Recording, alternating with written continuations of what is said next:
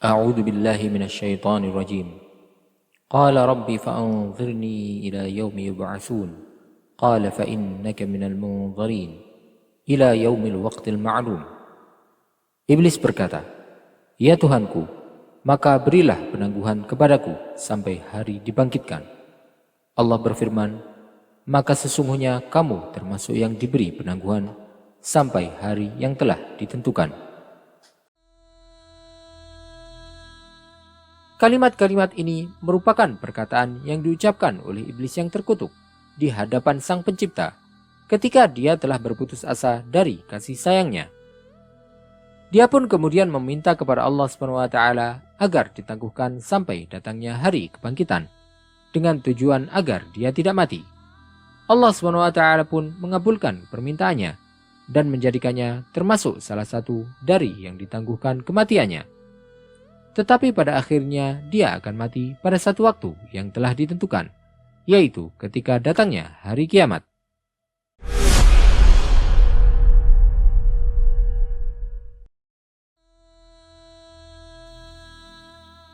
Perjalanan kehidupan umat manusia bermula sejak ratusan ribu tahun yang silam, yang hanya diketahui secara pastinya oleh Allah SWT. Sejak saat itu pula lah manusia telah dibekali dengan peringatan dan ancaman, dan musuh pertama mereka hingga datangnya hari kiamat adalah iblis yang terkutuk, yang telah dijadikan oleh Allah SWT sebagai salah satu makhluk yang ditangguhkan kematiannya. Tetapi dalam ayat tersebut Allah SWT menyebutkan bahwa iblis adalah minal munzarin, termasuk yang diberi penangguhan. Sebagian kalangan kemudian memahami bahwa ayat ini menunjukkan tentang adanya makhluk-makhluk lain yang juga ditangguhkan kematiannya sampai waktu yang dikehendaki olehnya, yaitu hari kiamat. Benarkah hal tersebut? Siapa sajakah mereka dan di manakah mereka berada? Perlu kita pahami bahwa keberadaan orang yang belum meninggal bukan berarti bahwa dia adalah orang yang kekal. Karena tentu saja hal tersebut bertentangan dengan Al-Quran ataupun Sunnah. Tidak ada satupun makhluk di muka bumi ini yang akan kekal berada di atasnya. Tetapi ada beberapa makhluk yang Allah SWT tangguhkan kematiannya sampai tiupan sangkakala Israfil, sampai era terakhir umur bumi.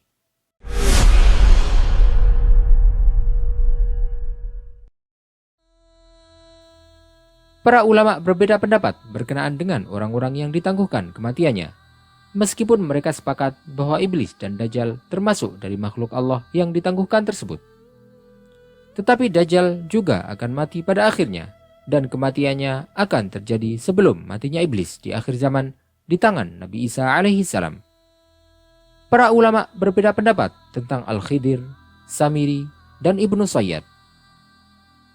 Mayoritas ulama menyebutkan bahwa Al-Khidir bukanlah termasuk yang ditangguhkan kematiannya dan bahwa beliau telah meninggal.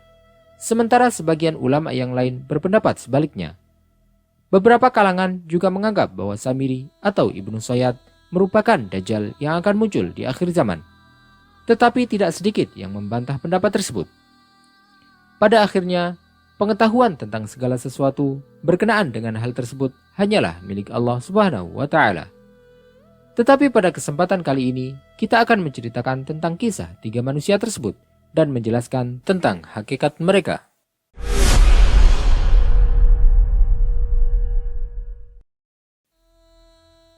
Kisah pertama kita dimulai pada zaman Nabi Musa alaihissalam, ketika Al-Quran menyebutkan tentang seorang hamba Allah yang ditemui oleh Nabi Musa alaihissalam. Kisah bermula ketika Nabi Musa alaihissalam mengajari Bani Israel. Kemudian ada seorang dari kaum beliau yang bertanya tentang adakah orang yang lebih berilmu daripada beliau di atas muka bumi ini. Nabi Musa alaihissalam pun menafikan hal tersebut. Maka Allah SWT memberikan wahyu kepada beliau bahwa ada orang yang lebih berilmu dibandingkan dengan beliau. Allah SWT juga memberitahu bahwa orang tersebut dapat ditemui di tempat bertemunya dua lautan. Nabi Musa alaihissalam pun bersemangat untuk menemuinya. Beliau kemudian mempersiapkan bekalnya dan melakukan perjalanan dengan tujuan untuk belajar darinya.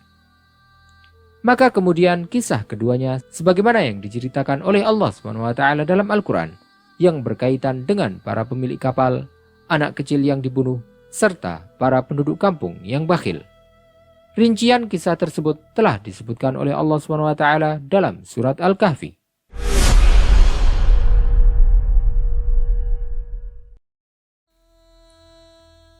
Rasulullah SAW menyebutkan tentang Al-Khidir, sebagaimana yang diriwayatkan oleh Imam Bukhari bahwasanya beliau bersabda, "Innama sumiyal Khadir annahu jalasa ala farwatin bayda, fa idza hiya tahtazzu min khalfihi khadra."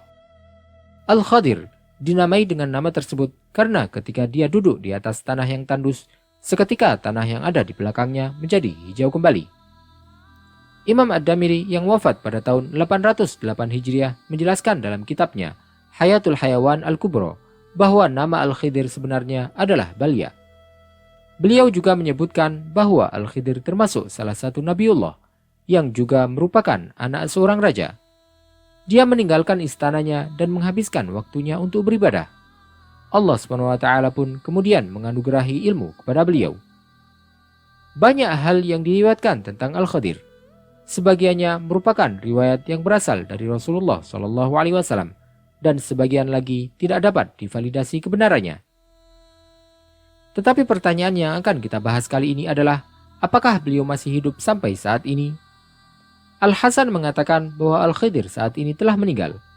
Ibnul Munawi juga berkata, tidak ada satupun hadis sahih yang menyebutkan bahwa beliau masih hidup. Imam Abu Bakar Ibnul Arabi menyebutkan bahwa Al-Khadir telah meninggal sebelum berlalunya 100 tahun sejak masa Rasulullah SAW. Pernyataan beliau tersebut selaras dengan yang disebutkan oleh Imam Al-Bukhari ketika ditanya tentang Al-Khadir dan Nabi Ilyas alaihi wassalam. Apakah mereka berdua masih hidup? Imam Bukhari menjawab, bagaimana mungkin mereka masih hidup? Padahal Rasulullah SAW bersabda, La yabqa ala ra'si mi'ati sanah mimman huwal yawma ala zahril ardi ahad. Tidak ada seorang pun yang masih hidup hari ini di atas muka bumi setelah 100 tahun lagi. Tetapi sebagian ulama menyebutkan bahwa hadis tersebut diucapkan oleh Rasulullah SAW berkenaan dengan para sahabat beliau yang hadir di hadapan beliau saat itu, dan tidak mencakup semua orang yang ada di atas muka bumi. Di sisi yang lain, Imam Nawawi dan sebagian ulama yang lain menyebutkan bahwa Al-Khadir masih hidup sampai saat ini. Abu Amr ibn Salah juga berkata, beliau masih hidup menurut banyak kalangan ulama dan orang-orang soleh. Al-Khadir juga merupakan sosok yang disebutkan bahwa dialah yang mendustakan Dajjal, dan beliaulah yang dibunuh oleh Dajjal kemudian dihidupkan kembali. Hanya Allah SWT yang mengetahui tentang kebenarannya.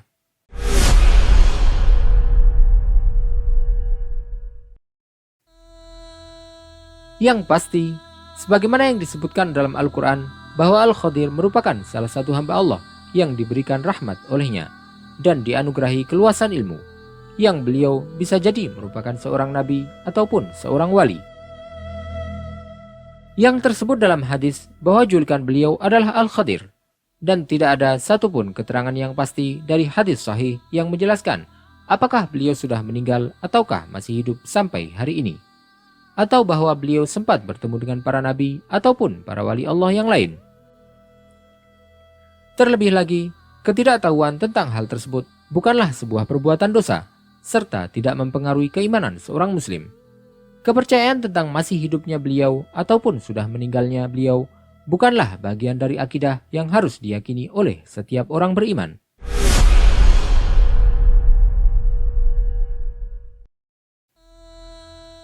Kisah Al-Khadir dengan Nabi Musa alaihissalam bukanlah satu-satunya kisah menarik yang terjadi di zaman kenabian beliau. Karena Nabi Musa alaihissalam juga bertemu dengan sosok misterius yang lain yang dikenal dengan julukan Samiri. Beberapa kalangan bahkan masih bertanya-tanya, apakah Samiri tersebut merupakan Dajjal, ataukah dia termasuk orang yang ditangguhkan kematiannya sampai hari kiamat? Allah SWT menyebutkan dalam Al-Quran kisah tentang Samiri dengan Nabi Musa alaihissalam, serta bagaimana dia berhasil menyeret Bani Israel kepada kesesatan, hingga akhirnya mereka menyembah patung anak sapi dan melakukan perbuatan syirik kepada Allah. Beberapa rincian kisahnya merupakan hal yang bersumber dari Israiliyat, maka kita tidak akan menyebutkan banyak hal yang bersumber dari Israiliyat tersebut. Tetapi kita hanya akan menyebutkan tentang kisah yang valid yang berdasarkan Al-Quran dan Sunnah yang sahih. Samiri merupakan salah satu dari kalangan kaum Nabi Musa alaihissalam. Ada pula pendapat yang menyebutkan bahwa dia bukan berasal dari Bani Israel. Namanya adalah Musa bin Zafar. Ada pula yang menyebut Mikha. Tempat aslinya adalah Karman. Pendapat lain menyebutkan bahwa asalnya adalah Bakrama. Dalam Al-Quran, Allah SWT menyebutkan bahwa Samiri memanfaatkan waktu kepergian Nabi Musa alaihissalam ketika beliau selama 40 hari menerima wahyu dari Allah. Samiri membuat sebuah patung anak sapi dari emas yang dikumpulkan dari Bani Israel. Selain itu, dia juga mencampurkan segenggam tanah yang diambil dari bekas pijakan kaki kuda tunggangan malaikat Jibril. Dia mencampurkan tanah tersebut ke dalam patung sapi itu, sehingga patung itu pun mengeluarkan suara sebagaimana suara seekor sapi. Allah Ta'ala berfirman, فَأَخْرَجَ لَهُمْ عَجْلًا جَسَدًا لَهُ خُوَارٍ. Kemudian dari lubang api itu, Samiri mengeluarkan patung anak sapi yang bertubuh dan bersuara untuk mereka. Setelah itu, Samiri berkata kepada Bani Israel bahwa ini adalah Tuhan kalian. Dia berhasil menyesatkan mayoritas dari mereka, dan hanya sedikit dari mereka yang menolak ajakan Samiri. Allah SWT kemudian mewahyukan kepada Nabi Musa alaihissalam bahwa kaumnya telah tersesat. Nabi Musa alaihissalam pun kemudian kembali dalam keadaan marah. Bahkan beliau sampai-sampai melemparkan lempengan-lempengan yang diturunkan oleh Allah SWT kepada beliau. Beliau juga memegang rambut dan jenggot saudaranya serta menariknya. Beliau kemudian menuju ke patung emas yang dibuat oleh Samiri, kemudian membakarnya serta menghanyutkannya ke lautan. Rincian kisah ini telah disebutkan oleh Allah SWT dalam surat Al-A'raf dan surat Taha.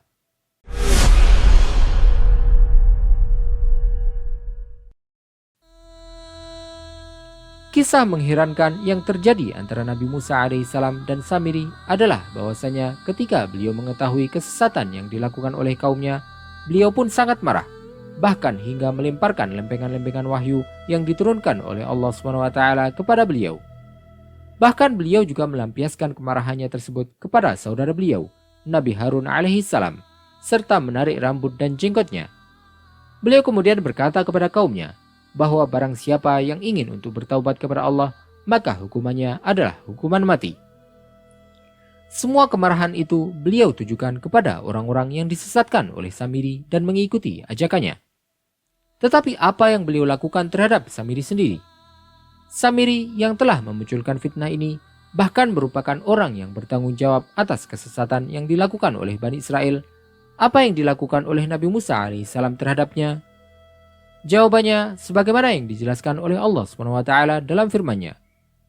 Qala fama khatbuka ya Samiri? Qala basurtu bima lam yabsuru bihi faqabattu qabdatan min athari rasuli fanabadtuha wa kadzalika sawwalat li nafsi.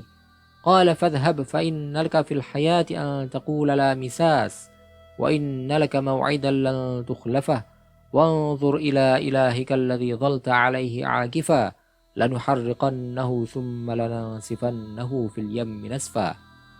Musa berkata, apakah yang mendorongmu berbuat demikian, wahai Samiri? Samiri menjawab, aku mengetahui sesuatu yang tidak mereka ketahui. Jadi aku ambil segenggam tanah dari jejak Rasul, lalu aku melemparkannya ke dalam api itu. Demikianlah nafsuku membujukku.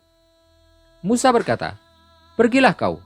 Maka sesungguhnya di dalam kehidupan di dunia, engkau hanya dapat mengatakan, janganlah menyentuh aku.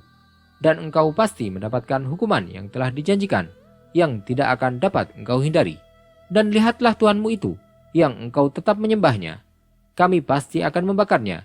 Kemudian sungguh kami akan menghamburkannya ke dalam laut. Pertanyaannya adalah, kenapa Samiri tidak dihukum mati? Padahal Nabi Musa alaihissalam dikenal sangat murka jika hukum Allah dilanggar. Tetapi beliau hanya berkata kepada Samiri, pergilah, sampai datangnya waktu yang tidak akan bisa kau hindari. Apakah karena Nabi Musa alaihissalam tahu bahwa Samiri merupakan Dajjal, dan bahwa hanya Nabi Isa alaihissalam lah yang akan membunuh Dajjal?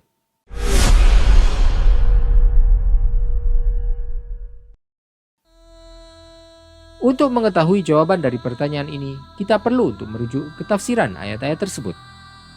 Ketika Nabi Musa alaihissalam bertanya kepadanya, apa alasanmu melakukan hal tersebut? Samiri pun menjawab bahwa dia mengetahui hal yang tidak diketahui oleh mereka. Para ulama tafsir menjelaskan bahwa Samiri telah melihat malaikat Jibril naik di atas seekor kuda ketika Bani Israel menyeberangi Laut Merah. Dia pun kemudian ingin untuk mengambil segenggam tanah bekas pijakan kaki kuda tersebut, yang kemudian tanah tersebut dimasukkan ke dalam patung sapi yang terbuat dari emas itu. Nabi Musa alaihissalam pun mengusirnya, seraya berkata bahwa selama hidupnya di dunia, dia tidak akan bisa disentuh dan tidak akan bisa menyentuh siapapun.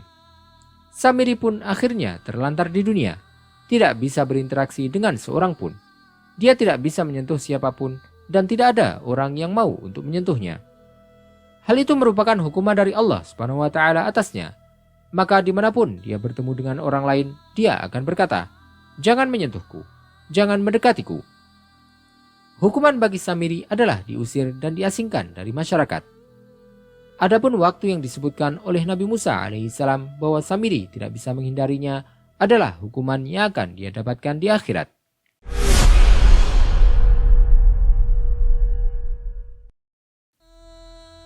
Ayat-ayat ini serta keterangan para ulama tafsir menunjukkan bahwa Samiri bukanlah Dajjal. Dan yang lebih menguatkan hal tersebut, bahwa Dajjal telah dikenali oleh para nabi dengan sifat dan karakternya, dan bahwasanya mereka senantiasa memperingatkan umat mereka darinya.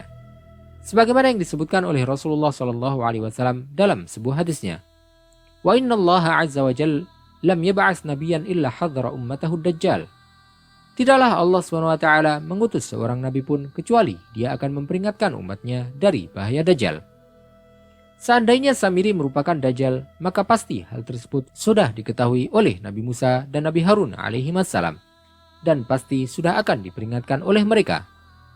Samiri juga diberi hukuman oleh Allah SWT bahwa dia tidak akan bisa berinteraksi dengan siapapun selama hidupnya di dunia. Sedangkan Dajjal, dia akan memiliki banyak pengikut dari umat manusia di akhir zaman, bahkan akan mengaku sebagai Tuhan.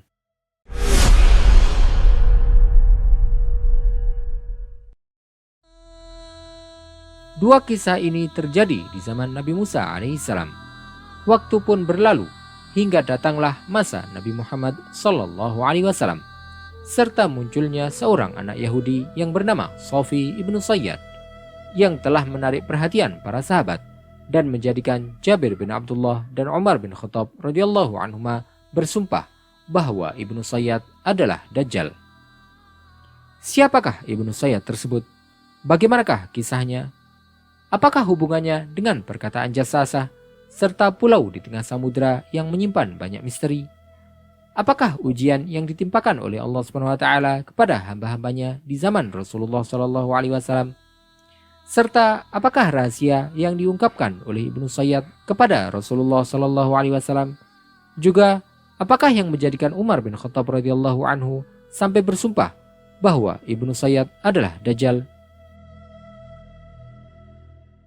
Apakah Ibnu Sayyad tersebut benar-benar merupakan Dajjal? Ataukah hadis yang disebutkan oleh Tamim Ad-Dari memiliki sisi rahasia yang lain? Rincian tentang hal-hal tersebut insya Allah akan diungkapkan dalam seri selanjutnya dari video ini.